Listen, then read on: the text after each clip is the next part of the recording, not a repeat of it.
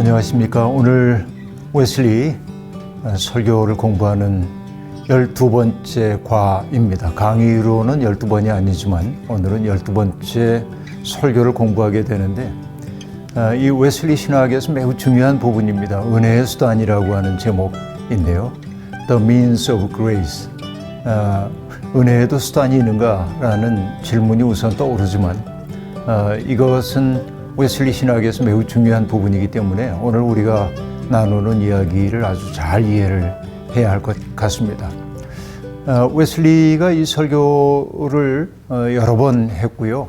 1746년 그러니까 웨슬리 회심 이후에 한 8년 후에도 이 설교를 아주 심도 있게 이렇게 진행을 했습니다. 그랬던 까닭 가운데 하나가 있는데요.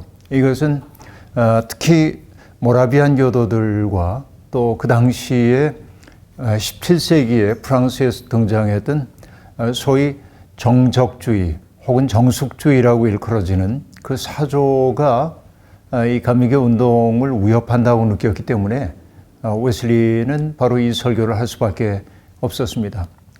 이 정숙주의 혹은 정적주의라고 하는 게 어떤 거냐면 하나님의 은혜라고 하는 것은 인간에게 일방적으로 주어지기 때문에 하나님의 은혜를 얻기 위해서 인간들이 능동적으로 노력해서는 안 된다라고 하는 것입니다. 그 은혜는 철저히 수동적으로 받아들여져야 한다. 그래서 이게 뭐냐면 quietism, 영어로는 그렇게 얘기하는데 quiet하고 얘기하면 조용한 거죠. 그래서 정적주의 혹은 정숙주의라고 얘기를 합니다. 그러니까 인간의 어떤 노력도 배제하기 때문에 인간이 하나님 앞에 예배드리기 위해 하는 일체의 의례라든지 교회 전통이 은혜의 수단으로 사람들에게 가르쳐왔던 것들이 불필요하다고 말하는 그런 이들이 상당히 늘어났고 감리교 운동 가운데서도 그 정적주의적 전통을 따라가려고 하는 이들이 있어서 웨슬리와 상당히 갈등 관계 속에 놓이기도 합니다. 그 때문에 웨슬리는 하나님이 인간에게 주셨던 여러 가지 의례라고 하는 게 불필요한 것이 아니고 잘 활용해야 할 것이라는 사실을 강조하기 위해서 바로 은총의 수단이라고 하는 혹은 은혜의 수단이라고 하는 이 설교를 하게 되었습니다. 웨슬리가 본문으로 택하고 있는 것은 말라기 3장 그 7절의 말씀인데요. 제가 읽어드리겠습니다. 너희 조상 때로부터 너희는 내 규례를 떠나서 지키지 않았다. 이제 너희는 나에게로 돌아오너라. 나도 너희에게로 돌아가겠다. 나 만군의 주가 말한다. 그러나 너희는 돌아가려면 우리가 무엇을 하여야 합니까? 하고 묻는구나 라는 본문 말씀입니다. 그러니까 내 규례를 떠나서 지키지 않았다. 이 말씀을 붙잡고 웨슬리가 이 설교를 하고 있다고 말할 수 있겠습니다. 과연 여러분 어떻게 생각하십니까? 교회의 의례라고 하는 것이 우리의 신앙을 성장시키기 위해 필요하다 혹은 도움이 된다 이렇게 생각하는지요? 아니면은 그게 오히려 우리에게 방해가 된다고 생각하는지요? 이 질문 앞에 우리들이 서 있습니다. 웨슬리 입장은 단호합니다. 하나님이 인간에게 주신 은혜의 수단들은 잘 활용되어야 한다고 보는 것인데요. 그러니까 잘 활용되어야 한다고 얘기할 때 이 잘이라고 하는 말, 그렇죠? 이 부사가 이제 중요한데요. 그것은 잘 사용하지 못하는 경우가 있음을 전제하고 있습니다. 잘 사용되지 못하는 건 어떤 것일까요? 첫째는 오용하는 것입니다. 오용하고 남용하는 것이라고 얘기할 수 있어요. 그러니까 의례, 조의 같은 것들은 오남용 사례에 해당된다고 그렇게 볼 수 있겠습니다. 또 하나는 그런 은혜의 수단들을 경멸하고 그것을 사용하면 안 된다라고 얘기하는 아까 얘기했던 정숙주의 혹은 정적주의자들의 그와 같은 태도라고 얘기할 수 있습니다. 웨슬리는 이 두 가지를 다 배제하려고 하고 있습니다. 사실 이제 그 모든 의례라는 게 불필요하다고 말하는 거 이제 그것은 경멸하는 것에 해당되겠죠. 왜 그럴까요? 그것은 그 위험을 과도하게 평가하기 때문에 그렇다고 얘기할 수 있겠습니다. 의뢰라는 것이 오용될 수 있는 가능성이 있어요, 분명히. 그런데 오용될 가능성이 있기 때문에 그것은 버려야 된다고 말하는 것은 이 웨슬리가 보기엔 적절치 않다고 얘기할 수 있습니다. 우리가 흔히 하는 얘기 있잖아요. 목욕물을 버린다고 하다가 목욕통 속에 들어있는 아이까지 버리면 안 된다. 이런 얘기를 우리가 하고 있는데, 그러니까 의뢰라고 하는 것이 목욕물이라고 한다면 그 속에 담겨있는, 의뢰 속에 담겨있는 핵심, 하나님의 은혜를 사모하고 그 은혜에 응답하려고 하는 의뢰의 의미 자체를 버려서는 안 된다. 이게 이제 웨슬리의 입장입니다. 또 이 은혜의 수단의 오용 혹은 남용이라고 하는 것은 무엇입니까? 의뢰 자체를 절대화하는 것이지요. 그렇죠. 그래서 그 의뢰를 집전하고 있는 사람들의 특권을 강화하고, 그래서 차별을 만들어내고, 그러니까 성직자와 그렇지 않은 사람들 사이에 계급을 만들어낸다든지, 그 의뢰 속에 신비한 의미를 부여함으로써 특권화하는 이런 일들은 오남용에 해당된다고 볼 수 있습니다. 이것은 경계해야 할 것이죠. 오남용해서도 안 되고, 그렇다고 해서 의뢰 자체가 무의미하다고 경멸해서도 안 된다 하는 얘기입니다. 그러니까 수단과 목적을 혼돈해서는 안 된다라는 게 대전제라고 얘기할 수 있겠습니다. 그럼 도대체 은혜의 수단이라고 하는 것은 어떤 것을 의미할까요? 그동안 우리가 공부를 해왔습니다마는 하나님의 은혜가 우리에게 주어지는 다양한 방법들이 있죠. 칭의의 은혜도 있고요. 또 우리들을 성화시키는 은혜도 있고요. 그러나 그보다 먼저 우리에게 주어졌던 것은, 마치 선급금처럼 주어졌던 것은 선행은총이었습니다. 내가 은혜를 받을 만한 자격이 없는데도, 심지어는 그리스도를 알기 이전인데도 하나님의 부름에 응답할 수 있는 내적 가능성을 하나님이 주셨죠. 이것도 이제 은혜입니다. 선행은총, 칭의의 은총, 성화의 은총, 그렇죠. 그런데 그 은총의 통로로 하나님이 주신 것들이 있단 말이죠. 하나님께서 주신 것들입니다. 그건 어떤 것일까요? 먼저는 기도를 얘기할 수 있어요. 기도는 우리들이 하나님께 내가 바라는 것을 청하는 것이기도 하지만은, 그러나 하나님의 마음과 내 마음을 접속하는 것이 기도라고도 얘기할 수 있겠죠. 기도는 어떤 의미에서는 그게 더 중요하다고 볼 수 있습니다. 나의 뜻을 이루기 위해 하나님의 힘을 비는 게 아니라, 빌려오는 게 아니라, 나의 생각을 내려놓고 하나님의 큰 마음 속에 나 자신을 일치시켜 가려고 하는 것이 바로 기도의 시간이라고 말할 수 있겠는데, 바로 그런 기도를 통해서 하나님의 은총이 우리에게 유입되기도 한다는 거죠. 그뿐만이 아닙니다. 성경 말씀을 읽고 또 묵상하고 그것을 내 것으로 만드는 그 일체의 과정도 하나님의 은혜가 우리 속에 흘러 들어오는 통로입니다. 우리가 임의로 그렇게 만들 수 있다는 말이 아니라, 그 하나님의 말씀을 읽고 묵상하는 과정을 통해 하나님이 영으로 우리를 깨닫게 하시고 사로잡아 주시기도 한다는 말이죠. 또 다른 것들, 어떤 것들이 중요할까요? 성찬 같은 것들입니다. 성찬의 신비는 그런 데 있죠. 일상적이고 통속적인 것들을 통해서 비일상적인 세계를 바라보도록 만드는 데 있다고 볼 수 있습니다. 우리가 떡과 포도주를 함께 먹고 마십니다만, 그것은 그저 일반적인 물질입니다. 그러나 그것이 성찬에 사용되었을 때는 그 의미가 달라지는 것이죠. 그러니까 가톨릭이 얘기하는 것처럼 그리스도의 몸과 피로 바뀐다, 화채설을 얘기하는 것은 아니지만은, 그러나 그 의례를 행함을 통해서 우리가 일상을 넘어서는 새로운 세계를 우리가 내다보고 또 그 경험을 얻게 되는 것, 이런 것들이 성찬이라고 볼 수 있습니다. 레오나드 버프라고 하는 분이 계신데, 그분이 성사에 대한 이야기, 성례전에 대한 이야기를 하는데, 그 가운데는 굉장히 당혹스러운 한 꼭지 글도 나옵니다. 예를 들면 이런 거입니다. 아버지 담배꽁초의 성사, 그런 부분이 나오거든요. 그러니까 아버지가 돌아가셨어요. 그런데 아버지의 책상 서랍을 열고 보면은 아버지가 담배를 피우고 남겨뒀던 꽁초가 그 속에 담겨 있는 겁니다. 그 꽁초는 어떻게 보면 무관한 사람이 보면은 더럽고 혐오스럽게 보일 수도 있습니다. 그러나 그 아버지의 삶을 알고 있는 그가 보기에는 아버지를 떠올리게 만들어주는 대상이잖아요. 그렇죠. 그러니까 어떤 것을 물질 그 자체가 아니라 물질을 넘어서는 다른 것들을 기억나게 하는 것들이 성찬의 신비라고 한다면, 그렇죠. 이 성찬이라고 하는 것도 하나님의 은혜가 우리에게 유입되는 매우 중요한 통로라고 웨슬리는 얘기하고 있습니다. 우리 개신교회가 매주 성찬을 거행하지 않고 있지만은 웨슬리는 분명하게 얘기를 합니다.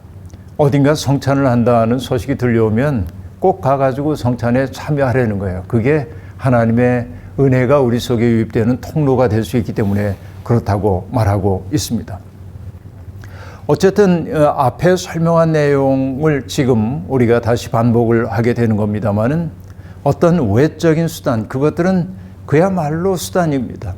예를 들면 우리가 강을 건너기 위해서는 배를 타야 하는데 배라고 하는 게 강을 건너도록 하기 위한 수단인 거지 그것 자체가 목적일 수는 없는 거지요. 그런데 그 외적인 수단이 하나님의 영과 관계없이 분리되어서 특권을 누리려고 한다고 한다면 그것은 그 하나님의 은혜의 통로가 아니라고 그렇게 말하고 있는 것입니다. 그 때문에 웨슬리는 단호하게 얘기합니다. 우리가 드리는 기도의 말이라든지 성경의 문자와 읽는 소리, 성찬의 떡과 포도주 같은 물질 자체에는 어떤 특별한 힘도 없습니다 라고 얘기합니다. 그것이 특별한 힘이 있는 것이 아니라 하나님의 영이 함께 할 때만 그것은 의미를 갖게 된다고 말하고 있는 것이죠. 그렇습니다. 그러니까 우리가 하나님 앞에 기도를 한다든지 찬양을 한다든지 성경을 묵상한다든지 성찬에 참여한다고 하는 것 그 자체가 하나님 앞에 은혜를 강요할 수 있는 나의 권리 혹은 공로일 수 없다라고 하는 게 웨슬리의 단호한 입장이라고 볼 수 있습니다. 우리가 이런 은혜의 수단들을 오남용하게 되는 것, 이것을 성경의 언어로 얘기하자고 한다면 디모데에게 보낸 편지에서 나왔죠.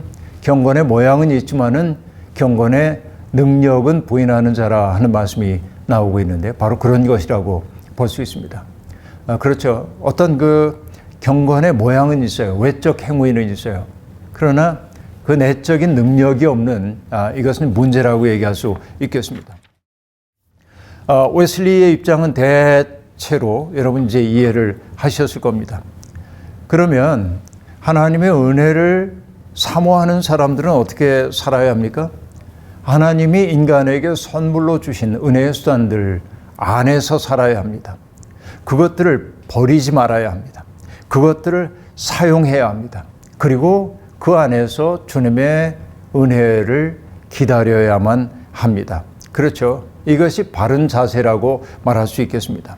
자, 기도라고 하는 거, 이건 하나님과 우리의 마음을 이렇게 서로 통하도록 만드는 것이라고 얘기할 수 있습니다. 여러분 사무엘상에 보면은 사무엘의 어머니 한나가 실로에 있는 성소에 가가지고 기도하는 장면 기억나시죠? 너무 아이를 낳지 못하는 한스러움 때문에 한나가 아주 그 애통하면서 기도를 드리고 있는데 나이가 많았던 엘리 제사장이 보니까 낮부터 술에 취해가지고 횡설수설하는 것으로 보여서 꾸지람을 하기 위해 부릅니다. 그리고 왜 그랬냐고 얘기를 하자 한나가 대답했던 게 뭐죠? 내가 술에 취한 게 아닙니다. 내 마음이 너무 원통해서 하나님과 마음을 통하고 있었나이다. 이렇게 말합니다. 결국 기도라고 하는 게 하나님과 내 마음을 통하도록 만드는 거라고 얘기할 수 있겠죠. 그러니까 기도를 통해서 하나님의 마음을 내가 이해해야 하고 뿐만 아니라 우리가 일상적으로 살면서 필요한 것들을 하나님 앞에 끈질기게 구해야 하고 낙심하지 말고 기도하는 것, 바로 이것이 하나님의 은혜가 유입될 수 있는 통로가 될 수도 있다라고 하는 얘기입니다. 성경 말씀을 읽고 탐구하는 것 또한 역시 마찬가지입니다. 믿음이라고 하는 게 들음에서 나온다고 얘기하지 않습니까? 그러니까 하나님의 말씀을 경청하고 또 그 말씀을 내 삶 속에서 깊이 묵상함으로 하나님의 은혜가 우리에게 임하기도 합니다. 우리가 사도행전을 보면은 하나님의 성령이 임할 때 대개 보면 뜨겁게 기도할 때도 성령이 임하기도 하지만은 하나님의 말씀을 함께 나눌 때 성령이 임했던 것을 우리가 알 수 있습니다. 하나님의 말씀은 강력하게 변화하는 힘이 생기는 거죠. 주님의 성찬 또한 역시 마찬가지라고 얘기할 수 있겠습니다. 금방 설명한 바와 마찬가지입니다. 그러니까 성찬은 매우 중요합니다. 그런데 성찬에 참여할 수 있는 사람은 어떤 사람일까요?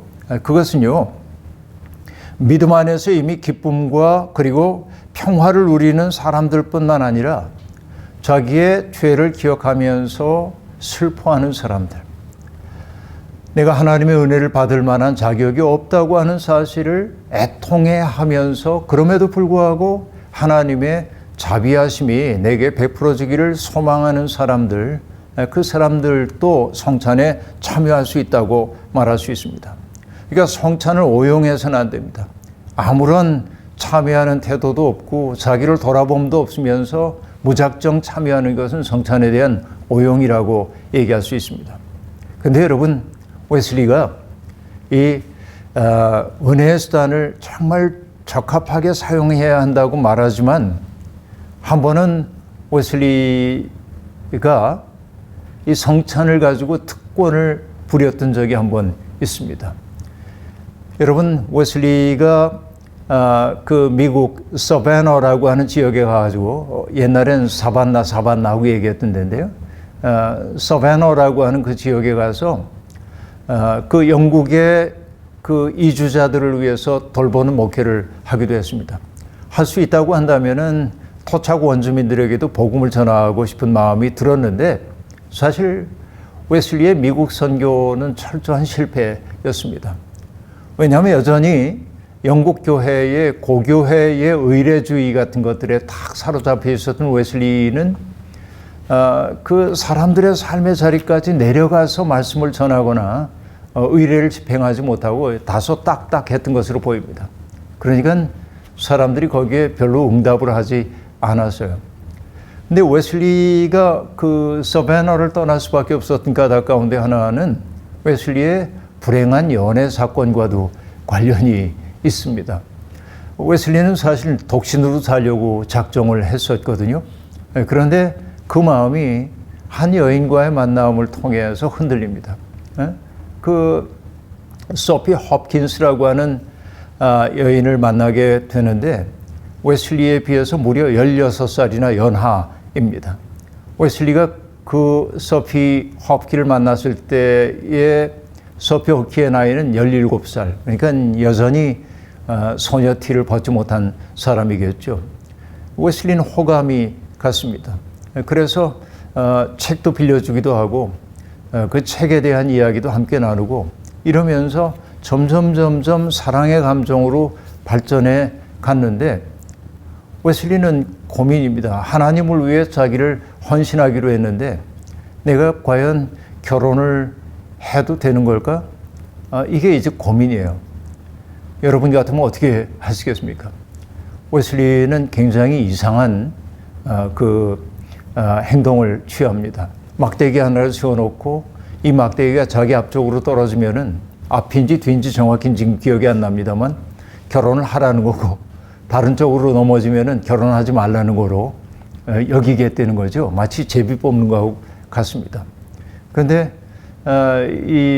그 막대기가 다른 방향으로 넘어져서 결혼하지 말라는 거로 받아들이게 됩니다.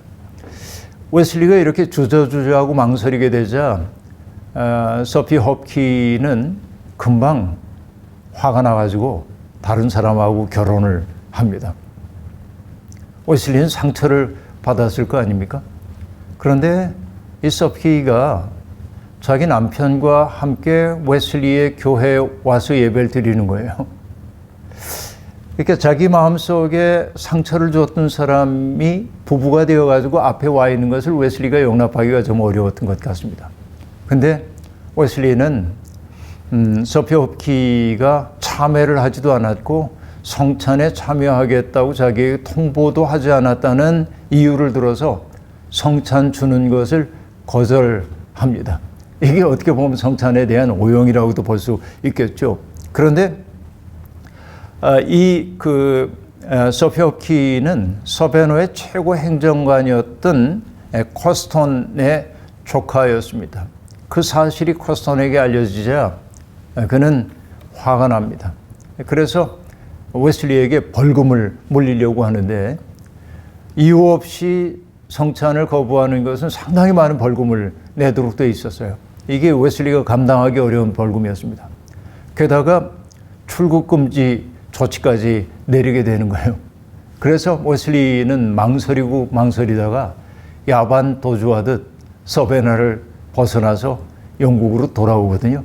이게 웨슬리의 씁쓸한 미국 선교의 전말 가운데 하나입니다.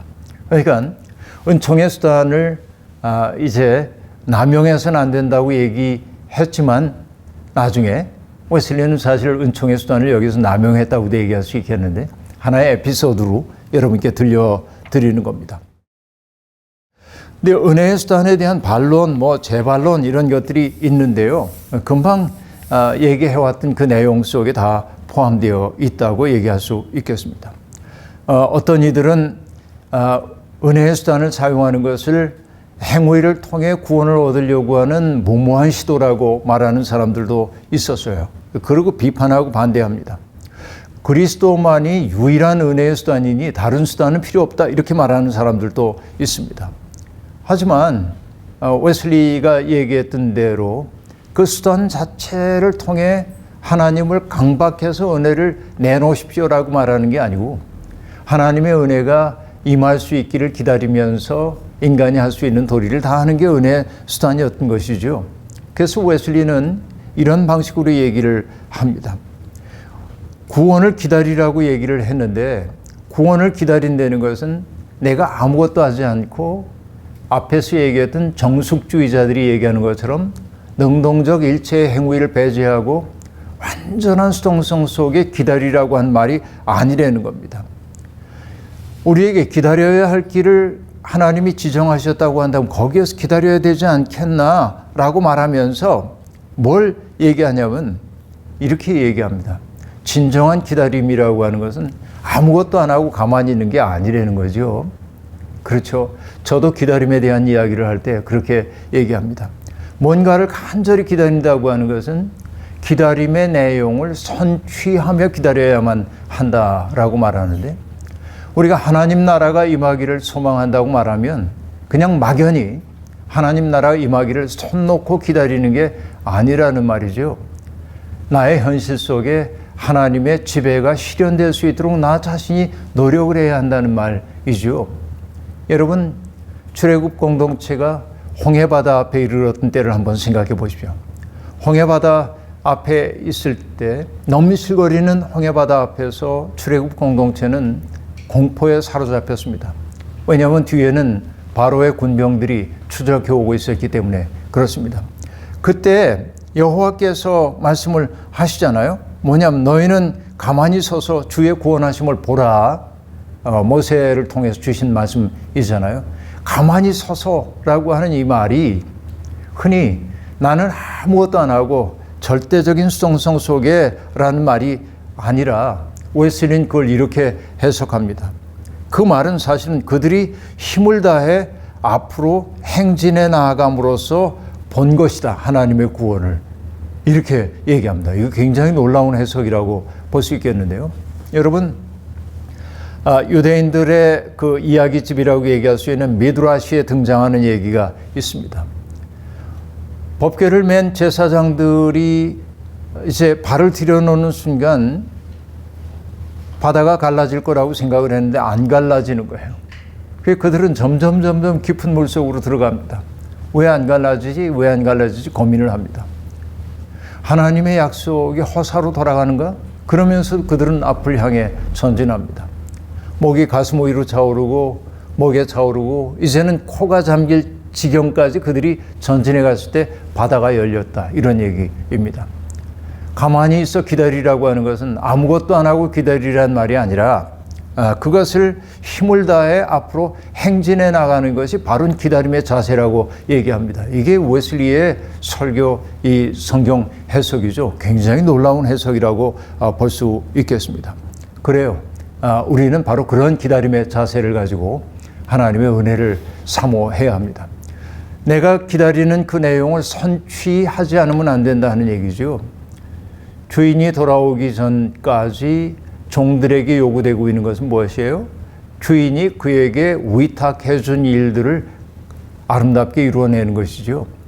우리가 이 땅에 몸을 받아 살고 있다고 하는 것은 이미 하나님의 통치에 참여하라고 하는 요구인데 아무것도 안 하고 있기보다는 하나님이 기뻐하시는 일이 무엇인지를 분별하면서 내 나름대로 최선을 다해야 한다는 말이죠.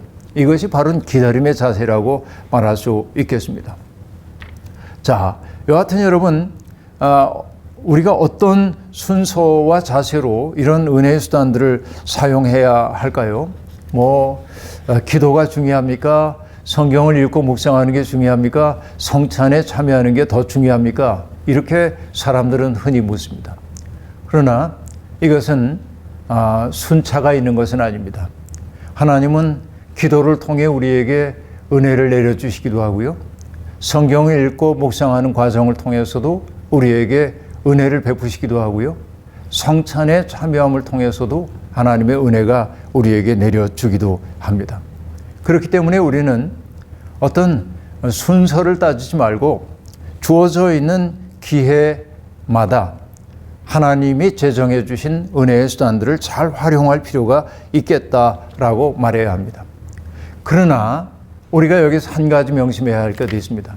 여기에 언급되고 있는 것은 기도와 성경 묵상과 성찬이지만 하나님이 인간에게 은혜를 베푸는 수단은 그 이외에도 많다. 다시 말하면 하나님은 손이 많으시다. God has many hands 이렇게 말할 수 있어요. 하나님은 손이 많으시다. 하나님이 은혜를 베푸시는 방법은 참 실로 다양하다.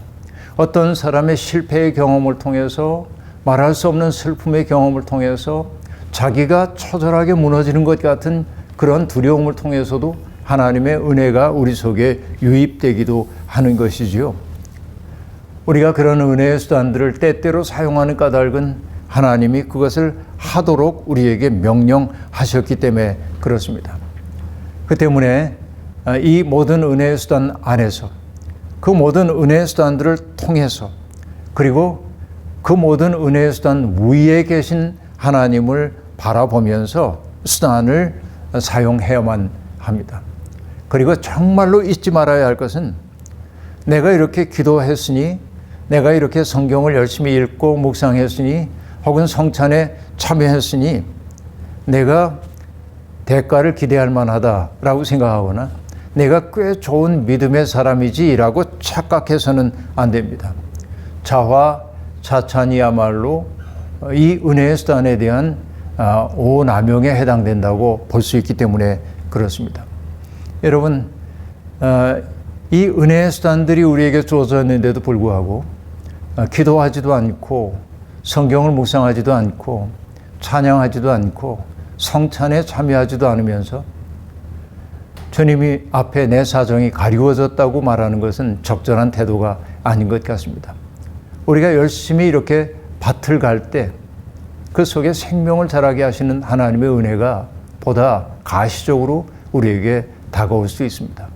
그러므로 시간을 정해놓고 기도하고 또 시간을 정해놓고 성경을 읽고 묵상하는 이런 것들이 하나님에게 은혜를 강요하는 수단이 되는 건 아니지만 그러나 우리의 일상적인 흐름을 끊고 기도하는 시간을 갖고 습관적으로 마치 수도원에 있는 사람들이 하루에 4차례 기도하는 것처럼 그게 우리의 공로는 아니지만 기도의 자장 속에 내가 머문다고 할 때 하나님의 은혜를 알아차릴 수 있는 내적 능력은 더 잘한다고 얘기할 수 있겠습니다.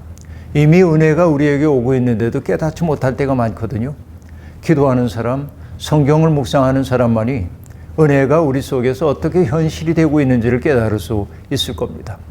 이런 은혜의 수단들을 잘 활용해서 하나님의 은혜의 신비와 깊이 속에 머물러 평화와 안식을 누리는 우리가 되었으면 좋겠습니다.